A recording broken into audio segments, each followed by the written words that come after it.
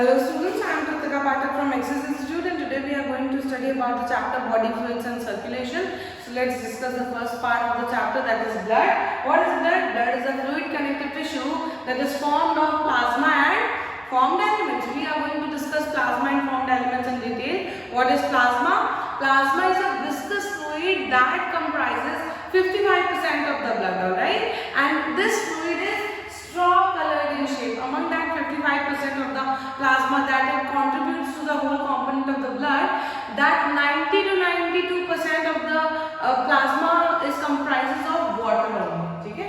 और जो बाकी का बचा 6 to 8% है, that is comprised of various proteins that are present inside the plasma. So let's discuss the name of the proteins that are present inside the plasma, and we have to learn the roles of that proteins also. The first protein is the fibrinogen protein, which is responsible for clotting of the blood.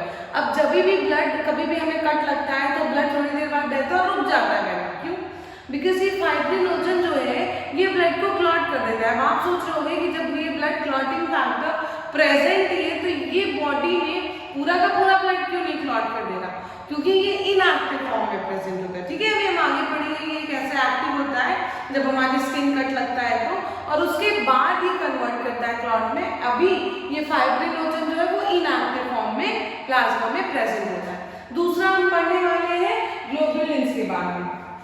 Globulins दूसरी protein जो कि plasma में present है, and it is responsible for immunity functions, defence mechanism, यानी कि ये हमारी body को एंटीजन से प्रोटेक्ट करने के लिए प्रेजेंट होती है. और जो तीसरी प्रोटीन है that is albumin, it is responsible for maintaining the osmotic balance of the body.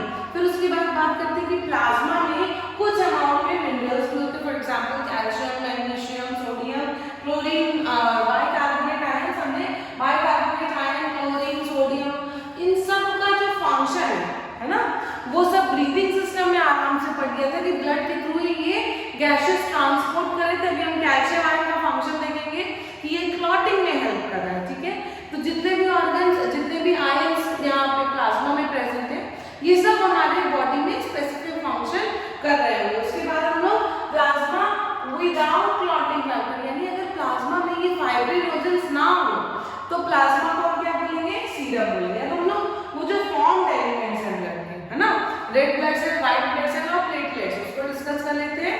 तो सबसे पहले जो मोस्ट अबंडेंट सेल है जो कि ब्लड में प्रेजेंट है, दैट इज इरिथ्रोसाइट्स या red blood cell, that is present approximately in number of 5 million to 5.5 million in a healthy adult human being. ठीक है, तो इतने ज्यादा अमाउंट में, यानी कि ये मोस्ट अबंडेंट फॉर्म्ड एलिमेंट है as compare to white blood cells and platelets in a healthy human being.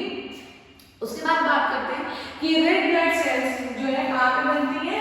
हमारी बोन मैरो में बनती है. और रेड ब्लड सेल्स के पास कोई भी न्यूक्लियस नहीं होता है मोस्ट ऑफ द मैमल्स में, एक्सेप्शन है कैमल्स. कैमल्स के रेड ब्लड सेल्स में न्यूक्लियस होता है. और हमारा ये जो शेप है, आप देखोगे कि अंदर से इस तरह से गड्ढा टाइप का कॉन्केव स्ट्रक्चर, इसी तरह से इसकी लोअर साइड पे भी सेम होता है. तो जब दोनों तरफ से कॉन्केव स्ट्रक्चर है तो इसे बोलते हैं स्फेरिकल बाइकॉन्केव स्ट्रक्चर. और ये कॉन्केव स्ट्रक्चर क्यों है? क्योंकि एक रेड ब्लड सेल, एक हीमोग्लोबिन का कंपोनेंट जो है, haemoglobin is present inside the red blood cell.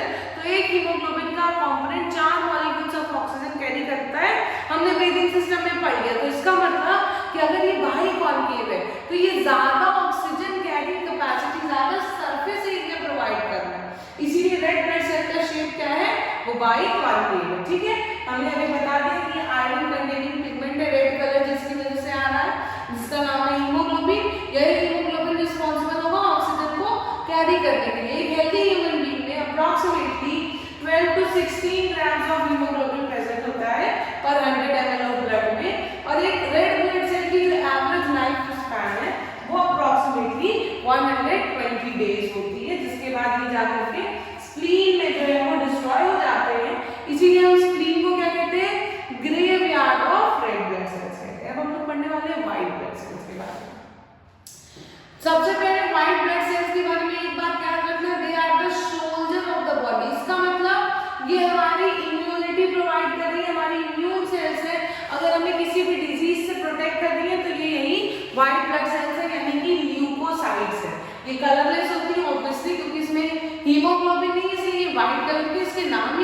White blood cell है, ये ल्यूकोसाइट्स है। हमने पढ़ा कि रेड ब्लड सेल में न्यूक्लियस नहीं होता, दे आर न्यूक्लिएटेड। हमने पढ़ा रेड ब्लड सेल में 5 मिलियन तक नंबर पहुंच सकता है, बट यहाँ पे नंबर बहुत कम है, अप्रोक्सीमेटली सिर्फ 6000 टू 8000 mm पर क्यूब पर 100 ml ऑफ ब्लड में इतना ही अमाउंट में ये ल्यूकोसाइट्स जो है वो प्रेजेंट होते हैं। और ल्यूकोसाइट्स का जो लाइफ स्पैन है वो सिर्फ 1 दिन का होता है, 24 घंटे, सिर्फ और सिर्फ 1 दिन का ही इनका लाइफ स्पैन होता है। हमने 2 कैटेगरी में इस रेड ब्लड सेल को डिवाइड किया, दैट इज जिसमें ग्रैन्यूल्स होते हैं उसको हम ग्रैन्युलोसाइट्स कहते हैं, और जिसमें ग्रैन्यूल्स नहीं होते हैं उसको हम एग्रैन्युलोसाइट्स कहते हैं, ठीक है। तो ग्रैन्यूल्स के एग्जांपल्स हो गए ग्रैन्युलोसाइट्स के न्यूट्रोफिल्स, बेसोफिल, इस्नोफिल, और एग्रैन्युलोसाइट्स के एग्जांपल्स हो गए मोनोसाइट्स एंड लिम्फोसाइट्स। तो ये सारी सेल्स के बारे में हम लोग पढ़ते हैं कि इन लोगों का क्या क्या फंक्शन है। न्यूट्रोफिल्स जो सेल है ये इस बाकी के जितने भी ल्यूकोसाइट का परसेंटेज था उसमें न्यूट्रोफिल जो है वो सबसे ज्यादा अमाउंट में प्रेजेंट होती है पूरे के पूरे डब्ल्यूबीसी के कंपोनेंट्स में से, और बेसोफिल सबसे कम प्रेजेंट होती है। कितना परसेंटेज में प्रेजेंट होती है अभी हम आगे देखते हैं। उसके बाद बात करते हैं कि न्यूट्रोफिल्स और मोनोसाइट्स, ये पॉइंट हमेशा याद रखना है, नीट में से यहाँ से क्वेश्चन आया था कि हमारी बॉडी की कौन सी सेल जो है वो एंटीजेंस को किल करती हैं फैगोसाइटोसिस के थ्रू। तो यही फैगोसाइटोसिस के थ्रू न्यूट्रोफिल्स और मोनोसाइट्स जो है वो किल करती हैं। दे डिस्ट्रॉय द फॉरेन ऑर्गेनिजम्स, इन्हीं फॉरेन ऑर्गेनिजम्स को हम क्या बोल रहे हैं, एंटीजेंस बोल रहे हैं, ठीक है। तो इनको वो फैगोसाइटोसिस करती है। जैसे अमीबा खाना खाता है, सेम वैसे इस तरह से अमीबा ने सपोज ये अपना सूडोपोडिया बढ़ा लिया और ये ऐसे ऐसे करते करते पूरा का पूरा इसको इनगल्फ कर लेता है, ये मेम्ब्रेन इधर और ये इसके अंदर आ जाता है। अभी इसके एक्शन करेगा एंजाइमेटिक एक्शन और इसको किल कर देगा, ठीक है, फैगोसाइटोसिस के थ्रू ये एंटीजेंस को खा रहे हैं। अब हम बात करते हैं बेसोफिल्स की। बेसोफिल्स जो है वो हमारी बॉडी में कुछ न्यूरोट्रांसमीटर्स सीक्रेट करते हैं, जैसे कि हिस्टामिन है, सेरोटोनिन है, हिपैरिन है, ये ब्लड कोगुलेंट, ये भी कोगुलेटिंग के लिए हेल्प करता है। तो ये सारे रिएक्शन जो हमें इन्फ्लेमेशन में काम देते हैं, ठीक है, ये हमारे इन्फ्लेमेटरी रिस्पॉन्सेस होते हैं। इन्फ्लेमेशन क्या होता है, इन्फ्लेमेशन बॉडी में कोई भी अनइजीनेस, किसी के स्पेसिफिक एरिया में अनइजीनेस से हम रेडनेस, पेन, इचिंग, स्वेलिंग, वो कुछ भी जो बॉडी में हो रहा है हमें प्रोटेक्ट करने के लिए, वो सारी चीजों के लिए रिस्पॉन्सिबल होते हैं ये बेसोफिल सेल्स। बिकॉज जब कोई ऐसे एलर्जिक रिस्पॉन्सेस हो रहे होते हैं तो इसका मतलब बॉडी ने खुद को प्रोटेक्ट कर लिया, हमको कुछ रैशेस वगैरह निकल गए, है ना। तो जैसे छोटा सा आपको मच्छर काटा तो वो स्वेल कर जाता है, ताकि वो पोर ना क्रिएट हो, उसके थ्रू कोई बैक्टीरिया अंदर ना चला जाए, इसीलिए वो स्वेल करता है।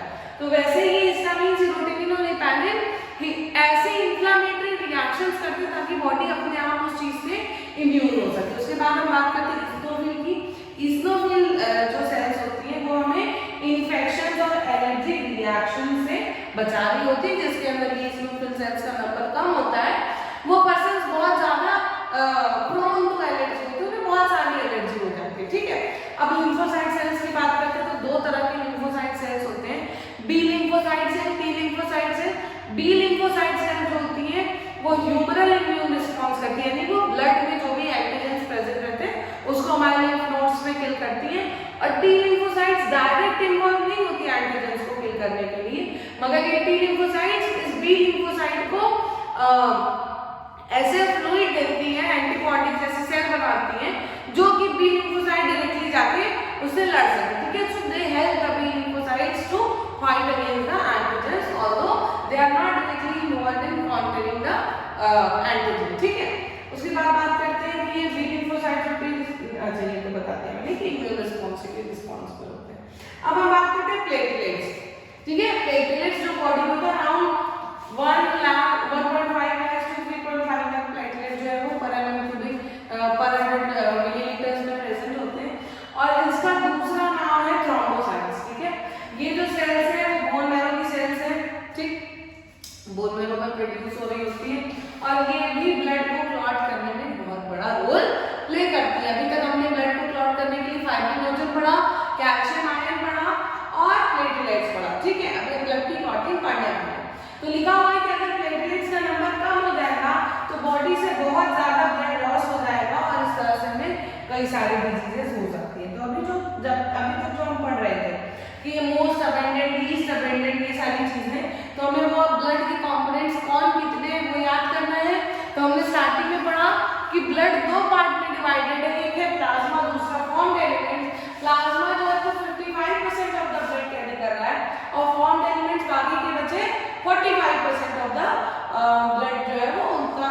कॉन्स्टिट्यूट कर रहे होते हैं। प्लाज्मा में दो पार्ट्स हैं जिसमें 90 to 92% जो है वो सिर्फ और सिर्फ वाटर कंटेन कर रहा है और बाकी के 6 to 8% में प्रोटीन्स हैं। प्रोटीन्स कौन से हैं? फाइब्रिनोजन, ग्लोबुलिन्स और एल्ब्यूमिन्स हैं। अब इस बाकी के 45% में से red blood cell, white blood cell और प्लेटलेट्स हैं, जिसमें से व्हाइट ब्लड सेल्स की हमने दो कैटेगरीज पढ़ी, ग्रैन्युलोसाइट्स और एग्रैन्युलोसाइट्स। जिसमें ग्रैन्युल्स है उसको हम बोलते हैं ग्रैन्युलोसाइट्स, जिसमें ग्रैन्युल्स नहीं है उसको हम बोलते हैं एग्रैन्युलोसाइट्स। तो ग्रैन्युल्स वाले हमने पढ़े न्यूट्रोफिल्स, इस्नोफिल, बेसोफिल। मैंने बताया न्यूट्रोफिल्स मोस्ट अबेंडेंट है, आप देख सकते हैं 60 से 65% तक न्यूट्रोफिल्स है। बेसोफिल लीस्ट अबेंडेंट है, तो कितने 0.5 से सिर्फ 1% तक है। इस्नोफिल 2 to 3% है। अब बात करते हैं लिम्फोसाइट्स। तो लिम्फोसाइट्स प्रेजेंट है 20 to 25% और मोनोसाइट्स प्रेजेंट है 6 to 8%। That was the component की कितना कौन कॉन्स्टिट्यूट कर रहा है कौन सी सेल। ठीक है, अब हम लोग ब्लड ग्रुप की बात करते हैं। तो ब्लड ग्रुप तीन तरह के होते हैं, ए, बी और ओ, और लास्ट में ए बी दोनों जब डोमिनेंट होते हैं तो एक और ब्लड ग्रुप बनता है जिसको हम बोलते हैं ए बी ब्लड ग्रुप। ठीक है, तो ये जो ए बी ब्लड ग्रुप है, दो नेचुरल एंटीबॉडी, बॉडी की जो ब्लड सेल की मेम्ब्रेन होती है उसमें एंटीजन और एंटीबॉडी दोनों ही प्रेजेंट होते हैं। उस बेसिस पे हम लोग डिस्ट्रीब्यूशन करते हैं इस एंटीजन और एंटीबॉडी के बेसिस पे कि कौन से ऑर्गेनिज्म का कौन सा ब्लड ग्रुप है। तो जो यूनिवर्सल डोनर होता है वो होता है ब्लड ग्रुप ओ, और जो यूनिवर्सल रेसिपिएंट होता है वो होता है ब्लड ग्रुप ए। तो जो एंटीजन एंटीबॉडी के बेसिस पे हम लोग डिस्कस कर रहे हैं कि ये ब्लड ग्रुप के टाइप कौन से हैं, वो एंटीजन और एंटीबॉडी हम लोग देख लेते हैं। अगर कोई ब्लड ग्रुप ए है तो इसका मतलब उसकी रेड ब्लड सेल के जो मेम्ब्रेन पे एंटीजन होगा वो एंटीजन भी ए ही होगा। वो एंटीबॉडी प्रोड्यूस करेगा एंटी बी, यानी कि बी के अगेंस्ट में वो एंटीबॉडी प्रोड्यूस करता है। वैसे ही बी वाले की भी सेल मेम्ब्रेन पे ये बी वाला एंटीजन होगा, मगर वो जो एंटीबॉडी प्रोड्यूस करेगा वो रहेगा एंटी ए।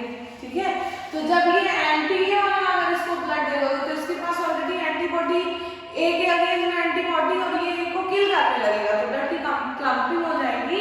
इसीलिए कभी ए वाले का ब्लड ग्रुप बी वाले को नहीं चढ़ाया जाता है और बी वाले का ए को नहीं, क्योंकि उसके पास एंटी ए है। तो ए बी को क्यों हम लोग यूनिवर्सल रेसिपिएंट कह रहे हैं? यहाँ पे देखो इसके ब्लड पे यहाँ पे सेल मेम्ब्रेन पे ए और बी दोनों एंटीजन है, मगर एंटीबॉडी है क्या? कोई एंटीबॉडी नहीं। मतलब ये किसी भी ब्लड ग्रुप के अगेंस्ट में कोई एंटीबॉडी बना नहीं रहा है, तो इसको कोई भी ब्लड ग्रुप दे सकता है, कोई भी ब्लड ग्रुप वाला अपना ब्लड इसको दे सकता है। और एंटी जो ओ वाला है, ओ वाले के ब्लड की मेम्ब्रेन पे, आरबीसी की मेम्ब्रेन पे ही कोई एंटीजन नहीं है। तो जब कोई एंटीजन नहीं, इसलिए ये यूनिवर्सल डोनर है और ये यूनिवर्सल रेसिपिएंट है, क्योंकि इनके में कोई एंटीबॉडी नहीं है जो किल करे और इनके में कोई एंटीजन नहीं है मगर एंटीबॉडीज हैं। तो ए और बी वाले एंटीबॉडीज है, तो ए बी वाले दे नहीं सकते, ओ को सिर्फ ओ वाला देगा, मगर ओ वाला सबको दे सकता है क्योंकि उसके पास एंटीजन से नहीं है। ठीक है, उसके बाद हम लोग आरएच एंटीजन की बात कर लेते हैं। अब जब भी ब्लड डोनेट करना होता है तो ऐसा नहीं है कि सिर्फ और सिर्फ ब्लड ग्रुप भी मैच करते हैं, हम आरएच फैक्टर भी मैच करते हैं। आरएच फैक्टर एक रीसिस मंकी का फैक्टर है जो कि बहुत रिसेंटली इन्वेंट हुआ था 1985 के अराउंड में। वो इसलिए क्योंकि रीसिस मंकी में जब रिसर्च हुई तो हमें पता चला कि 80% of the human beings have rhesus positive RH positive blood group, और जिसका नहीं होता उसे हम आरएच नेगेटिव कह रहे हैं। ठीक है, यानी कि सरफेस पे जैसे आरबीसी के अगर रीसिस मंकी वाला को फैक्टर प्रेजेंट है तो हम उसे आरएच पॉजिटिव कहेंगे, अदरवाइज आरएच नेगेटिव कहेंगे। ठीक है, तो अगर कोई पर्सन है जो आरएच पॉजिटिव है तो उसे सिर्फ और सिर्फ आरएच पॉजिटिव के वाले का ही ब्लड चढ़ाना चाहिए, क्योंकि आरएच नेगेटिव वाले के अगेंस्ट में तो वो एंटीबॉडीज बना रहा होगा और अगर ये मिसमैच हो गया तो उसके बाद बहुत सारे ऐसे क्या बोलते हैं कि एनीमिक डिसऑर्डर्स है, ब्लड की क्लम्पिंग हो जाएगी, एनीमिया हो जाएगा, खून की कमी हो जाएगी। तो ऐसा ही ट्रांसफ्यूजन से पहले ये चीज हमें पढ़नी होगी, क्योंकि जो आरएच एंटीजन है वो बिल्कुल मेंडल के लॉ को फॉलो करता है। पॉजिटिव वाला डोमिनेंट है तो पॉजिटिव मदर फादर है तो चाइल्ड भी पॉजिटिव रहेगा। अगर दोनों में से कोई एक भी पॉजिटिव है, या तो फादर पॉजिटिव तो भी चाइल्ड पॉजिटिव है, मदर नेगेटिव है। तो अगर फादर नेगेटिव है मदर पॉजिटिव है तो भी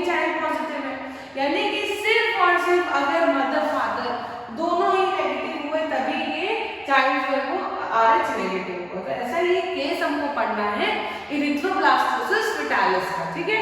ये इरिथ्रोब्लास्टोसिस फेटालिस क्या है, इसी RH पॉजिटिव और नेगेटिव ग्रुप की जब मिसमैचिंग हो जाएगी between the foetus and the mother, तो उस डिजीज को हम बोल रहे हैं इरिथ्रोब्लास्टोसिस फेटालिस। और ये डिजीज क्या है, ये चीज पढ़नी।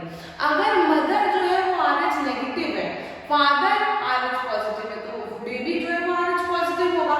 तो फर्स्ट बेबी जो RH पॉजिटिव होगा वो डेवलप हो जाएगा 9 मंथ्स तक और उसको कोई हार्म नहीं हुआ है, क्योंकि अभी ब्लड का ट्रांसफ्यूजन कहीं नहीं हुआ है, सिर्फ मटेरियल्स एक्सचेंज हो रहे थे थ्रू द प्लेसेंटा, है ना, ऑक्सीजन और फूड और CO2 ये सब एक्सचेंज हो रहा था, ब्लड अभी तक नहीं ट्रांसफ्यूज हुआ। लेकिन जब बेबी की डिलीवरी हुई तो मदर का ब्लड बेबी के ब्लड से एक्सपोज किया और वो RH पॉजिटिव वाला ब्लड मदर के यूट्रस में थोड़ा सा रह गया। अब मदर क्योंकि RH नेगेटिव थी तो उस RH पॉजिटिव वाले ब्लड के अगेंस्ट में RH नेगेटिव वाले ब्लड यानी कि मदर बॉडी में एंटीबॉडीज बनना स्टार्ट हो गई। जब ये एंटीबॉडीज बनना स्टार्ट हो गई तो क्या हुआ, उसके बाद जब नेक्स्ट प्रेगनेंसी में दूसरी डिलीवरी में जब बेबी वापस से RH पॉजिटिव रहेगा, है ना, तो अभी मदर की बॉडी में वो सारे RH पॉजिटिव के अगेंस्ट में RH नेगेटिव वाले ब्लड में एंटीबॉडीज प्रेजेंट है और वो एंटीबॉडीज जो है वो उस बेबी के ब्लड को जाकर के किल करने लगेंगी, जिसकी वजह से हो सकता है बेबी एनीमिक हो जाए, है ना, या बेबी की डेथ हो जाए। और इस चीज से बचने के लिए अगर हम लोग फर्स्ट डिलीवरी पहले ऐसा होता था, फिर हम लोगों ने बायोटेक्नोलॉजी के थ्रू एक वैक्सीन डेवलप की जिसका नाम है रोगा, और वो वैक्सीन अगर हम फर्स्ट डिलीवरी के बाद लगा देते हैं तो we can protect the child और the subsequent pregnancies from the clumping of blood, और उससे क्या बोलते हैं डेथ से हम लोग बेबी को प्रोटेक्ट कर सकते हैं। अब हमें पढ़ना है कि ब्लड जो क्लॉट हो रहा था जिसके बारे में हम बात कर रहे थे कि फाइब्रिनोजन के थ्रू क्लॉट हो रहा है, प्लेटलेट्स के थ्रू क्लॉट हो रहा है, तो ये क्लॉटिंग हो किस बेसिस पर है। तो देखो क्लॉट क्या है, क्लॉट वो नेटवर्क ऑफ थ्रेड्स है, यू कैन सी हियर वो नेटवर्क ऑफ थ्रेड्स है जिसे हम फाइब्रिन्स कह रहे हैं। ये फाइब्रिन जो है वो डेड और डैमेज होती है जो कि ब्लड में प्रेजेंट होती है, ट्रैप हो जाती है। तो ये फाइब्रिन आई कहां से, ये फाइब्रिन इसी इनएक्टिव फाइब्रिनोजन से एक्टिव फॉर्म में उसको एक्टिव करने वाली एंजाइम का नाम है थ्रोम्बिन। अब ये थ्रोम्बिन एंजाइम अगर हमेशा प्रेजेंट होता तो हमेशा ये फाइब्रिनोजन जो है वो फाइब्रिन बन जाता, मगर ये थ्रोम्बिन एंजाइम भी हमेशा एक्टिव नहीं रहता है, ये भी इनएक्टिव फॉर्म में प्रेजेंट रहता है जिसका नाम है प्रोथ्रोम्बिन। तो इस प्रोथ्रोम्बिन को कौन एक्टिवेट कर रहा है, इस प्रोथ्रोम्बिन को एक्टिवेट करने वाले एंजाइम का नाम है थ्रोम्बोकाइनेज। और ये थ्रोम्बोकाइनेज ने एक्टिवेट किया प्रोथ्रोम्बिन को, फिर ये प्रोथ्रोम्बिन होता है थ्रोम्बिन को एक्टिवेट करता है, ये थ्रोम्बिन इनएक्टिव फाइब्रिनोजन से फाइब्रिनोजन को एक्टिवेट करती है। तो ये सारे सीरीज ऑफ प्रोसेसेस है जो एक साथ लिंक्ड होते हैं रिएक्शंस, उसे हम बोलते हैं कैस्केड प्रोसेस, और इस सारे प्रोसेस को कैल्शियम जो है वो रेगुलेट कर रहा होता है, ठीक है। तो इसी चीज को हम लोग अगर रिएक्शन वाइज समझे तो फिर से समझो, प्रोथ्रोम्बिन इनएक्टिवेट फॉर्म में प्रेजेंट था ब्लड में, ठीक है, तो प्रोथ्रोम्बिन को थ्रोम्बिन में कन्वर्ट किया किसने, थ्रोम्बोकाइनेज ने। अब ये थ्रोम्बिन जो है वो फाइब्रिनोजन को फाइब्रिन में कन्वर्ट किया, कैल्शियम की प्रेजेंस से जो फ्लोइंग ब्लड था उसमें क्लॉट बन गया। यही हमें क्लॉट की कहानी पढ़नी थी, ठीक है।